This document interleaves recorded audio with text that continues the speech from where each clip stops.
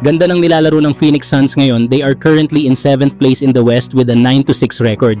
At hindi lang dahil sa mala All-Star na season ni Devin Booker, kundi dahil na rin sa mga bagong piraso na talaga namang nagbigay ng bagong buhay sa koponan. Malaking bagay ang pagpasok ni Mark Williams, Jordan Goodwin at lalo na si Dillon Brooks na ngayon ay isa sa pinakamalaking dahilan kung bakit mas kumpleto ang Suns. At kung titignan mo, gumanda ang ikot ng opensa ng Phoenix simula nang mawala sa roster sina Kevin Durant at Bradley Beal. Dahil ngayon, mas balanse na ang spacing, mas malinaw ang roles, at mas nakakapag-focus si Booker sa pagiging tunay na superstar leader ng koponan. Pero ang pinaka nagpalakas talaga sa Suns ay si Dillon Brooks na nagpakita ng napakalaking improvement ngayong season. He is averaging 22 points, 3 rebounds, and 1.9 assists per game at parehong opensa at depensa, ramdam ang impact niya. Hustle, physicality at consistent scoring, yan ang binibigay niya araw-araw para sa Phoenix. At ang nakaka-excite pa mga idol, partida dahil hindi pa nakakapaglaro si Jalen Green kapag bumalik iyon mas lalalim pa ang firepower ng Suns. Samantala, patuloy na tumataas ang kumpiyansa ng buong roster dahil sa chemistry at magandang sistema na umiikot sa versatility ni Brooks at leadership ni Booker. Kung ganito ng ganito ang takbo ng Suns, hindi malayo na maging dark horse sila sa West. Mas bata, mas mabilis, mas agresibo, at higit sa lahat mas buo bilang isang koponan.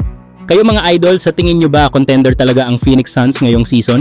Samantala, malapit nang bumalik si Tyler Hero at yare, lalo pang lalakas ang opensa ng Miami Heat. Alam naman natin, kilala si Hero bilang isa sa mga deadly scorers sa liga, lalo na sa kanyang pambihirang shooting at kakayahang gumawa ng sariling tira. Isa to sa mga pirasong talagang kulang ng Miami nitong mga nakaraang linggo. Sa ngayon, nasa pampito ang Miami Heat sa Eastern Conference standings. They hold an 8-6 record, solid pero ramdam mong may malaking puwang pa para mas maging explosive.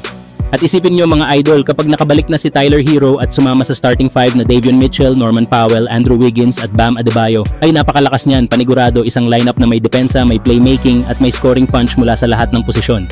At pag binalik mo pa ang firepower ni Hero, offensively, ibang klase ang magiging bagsik ng Miami Heat. Samantala, abangan natin kung gaano kalaking epekto ang pagbabalik ni Hero sa kanilang tempo, spacing at crunch time execution.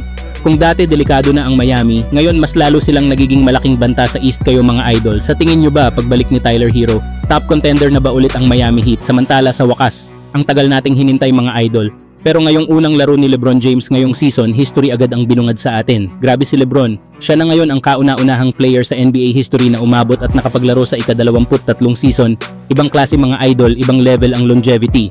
Bukod dyan, nilagpasan na rin ni LeBron ang Hall of Famer na si Reggie Miller sa all-time leaders ng 3-pointers made at dahil dyan, ika-6 na pwesto na ngayon si LeBron James.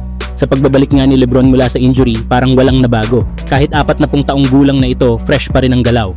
In almost 30 minutes of playing time, he recorded 11 points, 3 rebounds, and 12 assists. Relax mode pa nga lang si LeBron mga idol. Pa-assist-assist lang muna, especially with Luka Doncic putting up 37 points, Austin Reeves scoring 26, and DeAndre Ayton adding 20 points. Hindi na kailangan ni LeBron pagurin ang sarili kung marami naman silang scorers. Pero ito ang nakakatuwa, si DeAndre Ayton mismo hindi makapaniwala na ika-23 season na raw ni LeBron sa NBA. Sabi niya, mas mabilis pa daw bumaba ng court si LeBron kaysa sa kanya. At hindi rin daw to ang unang beses na nabigyan siya ni LeBron ng alley-oop. You see it like that, you know, running next to him and he running fast as me down the floor, you don't think that it's his 23rd year, you know. The dude's a machine. I was just telling him a fun fact. You know, he threw me an alley-oop. I said, that's my second alley-oop from you. The first one was when I was in 8th grade at your camp.